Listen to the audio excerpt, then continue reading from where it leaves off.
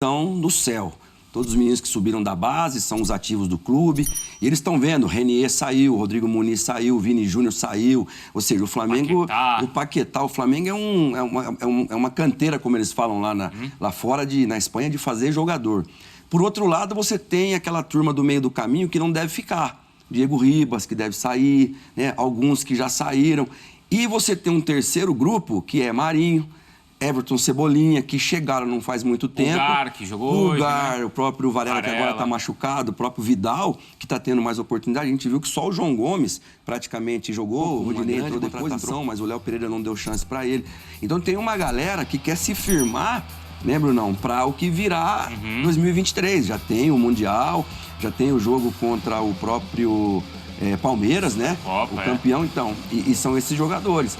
Então é um misto, é difícil você juntar tudo isso e fazer um grande jogo contra um time que está lutando para não cair na casa dele. Os 11 do Curitiba tinham o mesmo objetivo. Justamente. Os do Flamengo, eu acho que tem uma turma, cada um pensando numa coisa, né, Praz? Isso faz diferença? Faz. Assim, a mobilização, ela faz muita diferença, né?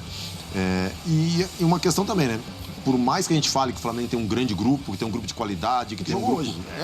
Questão de qualidade. Não estou dizendo que daqui a 1, 2 anos esses meninos não possam superar. Mas hoje, no momento, o time titular do Flamengo é muito melhor que esse time. E tem a questão da necessidade, né? A gente sabe como é jogar numa situação dessa. E o Curitiba, ele conseguiu ter uma coisa que durante boa parte do campeonato, agora quando o Guto chegou, ele conseguiu de repente detectar isso. É competitividade, né? O Curitiba tinha um bom time, um time tecnicamente, mas que não tinha um nível competitivo de intensidade de jogo muito alto. Ele começou a fazer algumas mudanças, perdeu o Igor Paixão também, que foi uma... Assim, essa foi uma determinação do Curitiba lá, um movimento que foi muito arriscado, né? Porque o Igor Paixão era um cara que era um diferencial no Curitiba, assim, um dos poucos diferenciais de intensidade, de contra-ataque. E o Curitiba decidiu por negociar, né?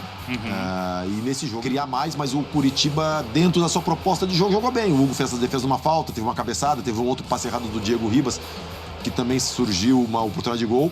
Então o Curitiba conseguiu ser competitivo. E o Curitiba em casa vem fazendo, não faz uma campanha ruim, né? Conseguiu segurar o Internacional recentemente também, né, Elton? Então ali no Couto Pereira é normal que as equipes tenham dificuldades contra o Curitiba. O grande problema do Curitiba foi os jogos fora de casa também, né? Porque venceu só o primeiro agora contra o Juventude recentemente, passou quase o campeonato inteiro sem vencer uma partida como visitante. Como o Praz falou bem, né? De um lado você tem um time não desmotivado, né? Mas desmobilizado por conta de ter cumprido já seus objetivos na temporada, e do outro fazendo o jogo da vida, né? A gente sabe que o Curitiba vive situações de rebaixamento e acesso e briga contra o rebaixamento. Mas a gente está falando de um time de um clube, né, que tem uma torcida enorme e que tem um peso e uma responsabilidade enorme também. A gente lembra de um rebaixamento contra o Fluminense que quase destruiu o Couto Pereira, né? O Curitiba precisou passar um tempo jogando fora de casa, justamente de portões fechados, por conta do que aconteceu. Então, era um jogo onde a intensidade do adversário era muito maior em relação ao Flamengo. Não é aquele Flamengo do Atlético Goianiense lá da primeira rodada do segundo turno, aquele time que o Dorival colocou pela primeira vez, o time reserva, no final de julho. A gente está falando de quase 6 meses, né, 5 meses mais ou menos. As coisas mudaram a partir dali, e esses jogadores também, a maioria, passou a ser utilizada no time principal, né? E isso também causou desgaste na maioria desses jogadores. Olhando do ponto de vista de concorrência também, a partir do momento em que você dá férias ou folga a alguns jogadores, você está dizendo claramente que aqueles são seus principais jogadores e que jogaram mais ao longo da temporada. Então, lógico que esse jogo acaba sendo de uma desmobilização natural de uma equipe que já cumpriu seus objetivos e enfrentou um adversário que jogou para vencer e jogou bem, né? Um 4-1, 4-1 do Coritiba, com duas linhas bem fechadas ali, o Jesus entre as duas linhas. O Cardorini passou a ser titular, né? Com o Léo Gamalho, mesmo sendo o artilheiro da equipe, o Guto apostou num outro jogador, colocou o Aleph Manga e o Robinho para jogar nas costas do Marinho e do Cebolinha, sobrecarregou os laterais do Flamengo. A gente está falando também de um adversário que impôs dificuldades ao Flamengo. É claro que tem esse ponto de vista de motivação, mas eu acho que do ponto de vista técnico o Coritiba também conseguiu se impor e venceu muito com grande, eles. bola parada, com muita conversinha, com muita...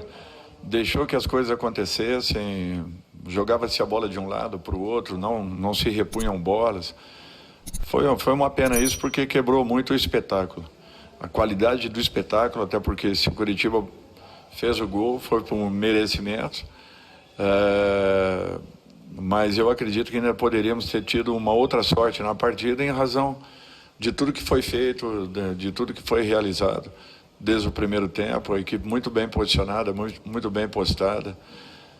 Difícil infiltrar na equipe adversária, mas as oportunidades que nós tivemos, determinado momento para frente. Dorival, independentemente do resultado, como é que você está encarando essa reta final? E queria que você falasse também sobre o anúncio do Diego, né, do encerramento da carreira do jogador, que foi importante a liderança dele para o Flamengo nos últimos anos. Eu acho que jogadores como o Diego, né, realmente têm uma importância muito grande, não só em campo, como dentro dos vestiários, e isso foi um diferencial para a nossa equipe ao longo dos últimos anos. Eu tenho que parabenizá-lo pela bela carreira, pela dignidade com que ele está finalizando a sua carreira.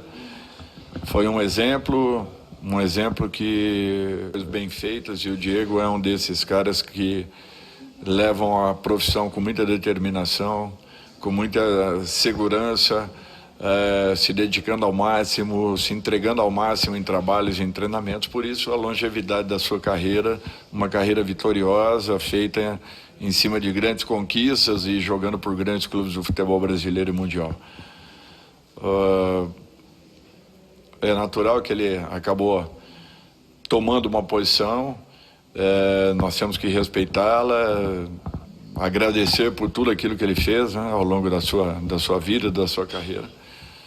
E que ele deixe aí esses últimos momentos para que nós possamos conviver com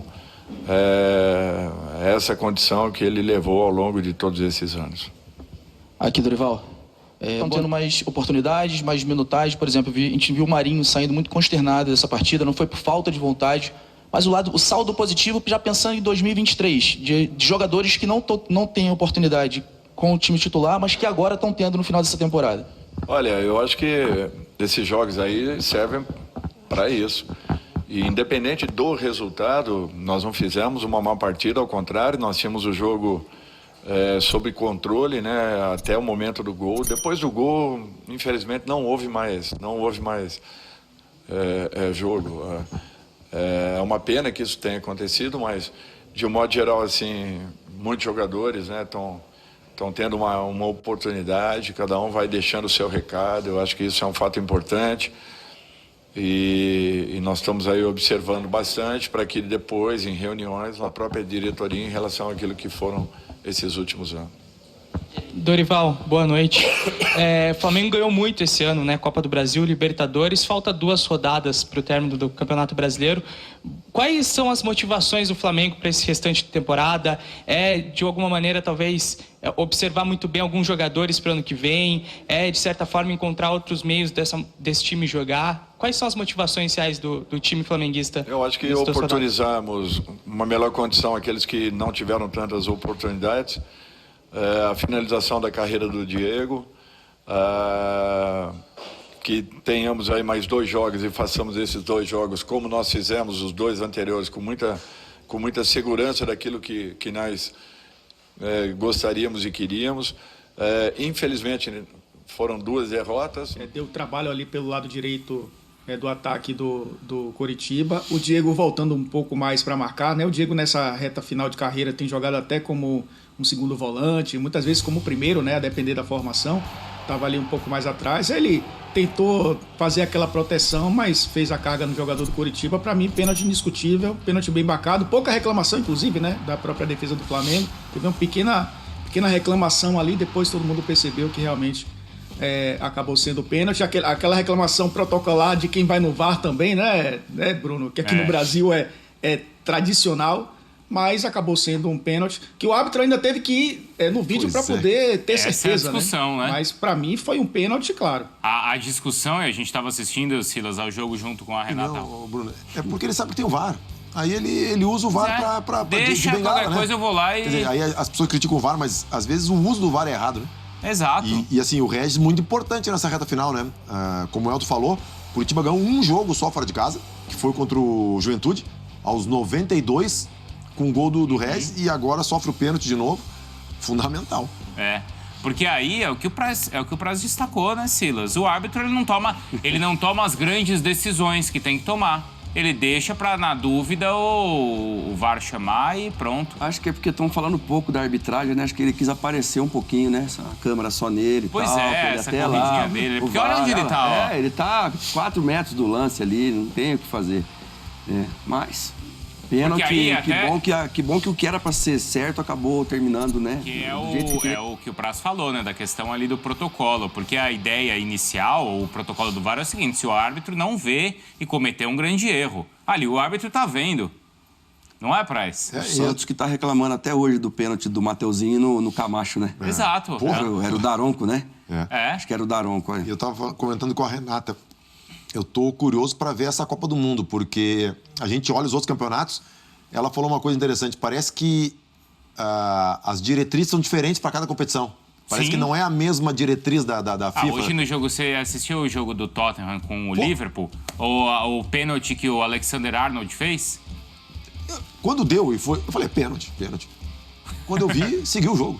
Não é? Impressionante. Não, e o VAR, né? Não sei se você chegou a ver esse lance, o Elton, mas assim, de uma mão nas costas. E eu até comentei um jogo no meio da semana da Conference League, e a arbitragem na própria Europa tem essas peculiaridades. O futebol espanhol é diferente do futebol inglês na marcação de algumas faltas, e na Inglaterra, em relação ao Brasil, né, fazendo essa comparação, tem essa questão da mínima interferência, né, do VAR em relação ao árbitro, então eles privilegiam muito a marcação de campo. Mas quando a gente olha quantos árbitros ingleses vão operar o VAR na Copa do Mundo e quantos brasileiros vão, a gente percebe a diferença muito grande, né? E que nenhum vai estar, né, na Copa do Mundo operando o VAR. O problema não é nem que no Brasil é uma coisa, na Inglaterra é outro. O problema é que no Brasil, no jogo das 4 é uma coisa, no jogo das